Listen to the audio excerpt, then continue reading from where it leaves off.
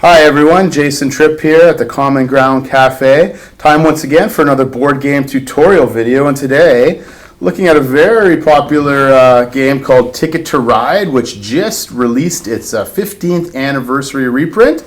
Probably familiar with some of you. If not, I'll take it to the table shortly. It's a game in which you're playing train cards. You're collecting train routes throughout North America, racing to get to your destinations. So let's take it to the table. I'll walk you through how we play, and I'll come back up for some final thoughts shortly.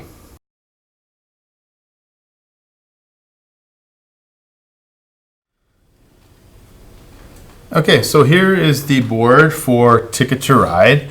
Many of you might be familiar with this game. They just released a 15th anniversary, immensely popular beginner strategy game. This is the base game. This is North America. So you'll see some Canadian cities and mostly American cities on the board. Each player in the game, we're simulating a two-player game. So I'll be red and Sierra will be green. So I've got a number of these red train cards and Sierra's got some green ones. To set up the game, give each player a color, give each player 4 of these train cards, and give each player 3 of these ticket cards. And that's the setup. In Ticket to Ride, you are competing with the other players in the game to make connections to the various train tickets. And so, for example, at the beginning of the game, you're given 3 tickets. I've got 3 here. I've got Sault Ste. Marie to Oklahoma City. I've got Vancouver to Santa Fe. And I've got Portland to Phoenix. So at the outset of the game, each player has to look at their cards and determine, hey, do I want to keep all 3 of these, or do I just want to keep 2? You have to keep at least 2 of your 3 initial destination cards. And at the end of the game, if you can successfully connect those, you will get the points on the bottom of each card. So if I successfully connect Portland to Phoenix, I will get 11 points, likewise 9 points or 13 points.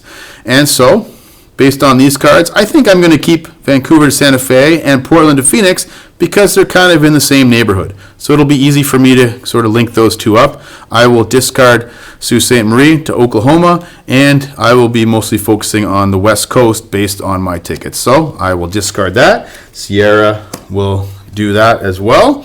And once she's done that, we will be ready to start the game. So if I go first, basically there's one of 3 options I can do on the board. If you can see at the top of the board here, we've got these train cards. We start the game with 4 each in our hand, various colors. And you start the game, you always have 5 different train cards laid out. And so most turns, the players are going to be collecting colors of their choice in their hand. Bearing in mind where they're trying to connect, and on the board you'll see various colors connecting one city to the other. So for example, on my cards, as I said, I want to do Portland to Phoenix, and so a good start for Portland to Phoenix would be this long blue here. So if I can accumulate 6 blue cards in my hand, on my turn I can lay those 6 cards down and I can place 6 of my train tokens on the board connecting Portland to Salt Lake City, which is roughly halfway to Phoenix, which was my initial objective. But at the start of the game, I don't have any blue in my hand. I've got 2 red, I've got a pink, and I've got one of these cards. Now I should explain these cards. This is a locomotive card. This can be used for any color I want it to be. So on my turn, I can look at what's up for grabs, and I can choose to draw 2 from the face-up pile, or I can draw 2 blind cards here from the face-down pile. If I choose to grab this locomotive, because one of the 5 cards up for grabs is this, that is my only draw. I can only draw 1. It's a more powerful card. I can either draw 1 of the wild card, or I can draw 2. I can draw 1 from the face-up, and then I can draw 1 from here. And so in this case, I don't really see any colors I like from the outset, so I'm just going to draw 2 here and add those to my hand. Now I have 6 cards. Now it goes over to Sierra's turn, and likewise she can choose what she would like to draw from the face-up pile. So she's going to draw the wild card. So because she drawed the locomotive, the wild card, that is, she doesn't get 2 draws, she only gets 1. She puts that in her hand. That can be any color she wants later on. And then flip up a new card there. Now again, I like that blue, so on my turn I'm going to grab that blue. And I'm going to draw a red. The reason I'm drawing a red is because I already have 2 red in my hand. That gives me 3. And some of the connections on the board you'll see are this sort of neutral gray color. That can be any color you want them to be. So now that I have 3 red on my turn, on my next turn, if I wanted, I could connect Phoenix to Los Angeles using those 3 red. Because it's on a gray track, it could be any color I want. So on your turn, if you don't want to grab cards from the train cards up, you can choose to lay trains on the board. So there are 3 options on each turn. Most turns you're filling your hand with new cards, sort of thinking on which connections you want to work towards. But throughout the course of the game, you're going to play those down. So if it comes back to me on my turn and I choose to play those on my turn, I would simply discard those 3 red cards. I would grab 3 trains out of my train pile, and I'm either making a red connection or I'm making a connection on a gray track. So in this case, well, because I've got Portland to Phoenix and Vancouver to Santa Fe, maybe I'd like to maybe at some point put these 3 red here. Because as I'm going from Vancouver through Portland, I can just come this way down to Santa Fe and then hop over to Phoenix, essentially completing both of my tickets at the same time. Now I should point out that some of these tracks, if you can zoom in a little closer, some of these tracks have 2 lanes and some of them only have 1 lane.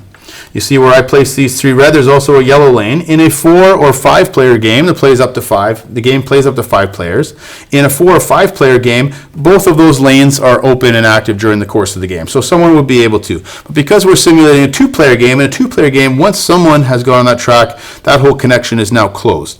And that's some of the tactics and strategies, is trying to ensure you get your lanes while sort of hindering the other players from making their connections once you have a good idea of where they're going. So that's basically the flow of the game. The game continues back and forth, collecting these train ticket cards, playing trains on the board. As you make a connection, you score immediately. And there's a little bit of a scoring track down in the bottom corner. So for every connection, if it's a single connection, just 1 train, you get 1 point, up to a 6-car length, which gets you 15 points.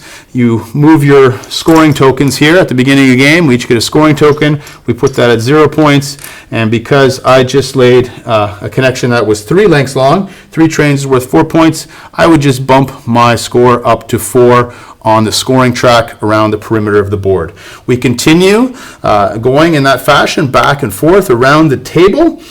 When one player gets down to 2 train cars or less in their possession, that means everybody, including the person who triggered that, has 1 more turn, and then the game is ended. At the end of the game, you make sure you've scored everything properly throughout the game, and for each destination that was complete, you add on the score at the bottom of the card. For each destination you didn't complete, you will, however, lose that amount of points off your final score. Person with the most points at the end of the game wins, and that's how you play Ticket to Ride. Let's go back up top, and I'll give you some more final thoughts.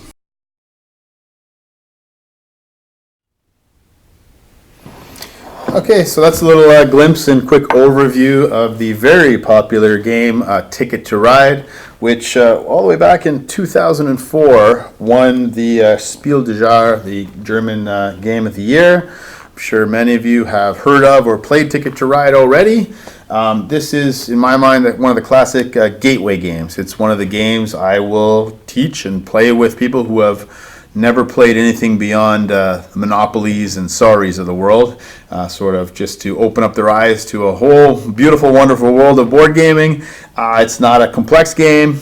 It's a pretty simple game with a little bit of tactics, and it's a good gateway to introduce some game mechanics beyond the roll and collect money of Monopoly and other type games. So the theme, just to give you a few thoughts on how this hits the target or doesn't. The theme, it's a decent theme. I love themes of travel and exploration. Actually, there are a number of different versions of Ticket to Ride Europe, Asia, various countries and regions in the world, probably 20 to 25 versions at least of this game. This is the original base game I showed you today. But personal story, my family and I traveled in Europe for 6 weeks a couple years ago, and so we picked up the Europe version and we played that, and it really helped us get enthused and excited about traveling. So the theme is, it's okay, it's interesting. It allows you to brush up on geography in different places in the world. It kind of does sort of simulate traveling throughout these various destinations, so it's a decent theme. The aesthetics of the game, the component quality, they're okay. They're nothing spectacular. The small plastic trains they're usable. The card quality is decent. It's a game that will stand up well and endure the length of time. The board, the artwork on the board is adequate, and it's it's a pretty evocative looking game. The replayability, it's got some replayability. Again, of course, if you venture into some of the other spin-off versions and maps, it adds to the replayability. It's not a game I play too often, but again, it's one of the go-to games when I'm first introducing people to games that they've never played anything beyond Monopoly and some of those basic games many of us grew up with. The game length on the box, it says the game length is 30 to 60 minutes. That sounds about right based on player count. If you're playing two-player, you can probably play a game in about a half hour. I prefer this game with 4 to 5 players. I think 4 is a sweet spot. 5 gets a little tight on the board, but it's a good interactive game, and the game length theme seems about right. It's not too long of a game. If it was any longer, it would seem a little boring and drawn out, but for 30 to 60 minutes, it's a decent game in game length. The ease of play, again, the rulebook is 2 to 3 pages. In 5 minutes, it can be easily explained to anybody playing the game. It's easy to pick up the mechanics of the game, but it does introduce some people to some game mechanics that translate to many, many other games. So it is a very easy game to pick up and play. Tactics and strategy, there are some minor tactics. Again, it's a lightweight game, but there are some tactics. Some of the tactics even early on which destination cards do you want to keep, which overlap with each other, how much risk do I want to take on, how far do I want to venture, do I want to get points by fulfilling a lot of destinations, or I just want to get a lot of points by just making a lot of large connections. There's a few little tactics and strategies to think about. Also, there's a bit of take that. You can just work on your own connections, or you can look at the other players and say, obviously they want to get there. Maybe I can block them in this area. So you can kind of focus on your own development in the course of the game, or you can kind of hinder the opponents as well. So there's a little bit of thinking and strategy going on, but all in all, it's a pretty light and simple game. Good game if you're looking for something beyond Monopoly and some of the other simple games that maybe you've grown up with. Recommend Ticket to Ride. It's a nice little game. Thanks for joining me again for another board game tutorial, and I'll be back soon with another one here at the Common Ground Cafe.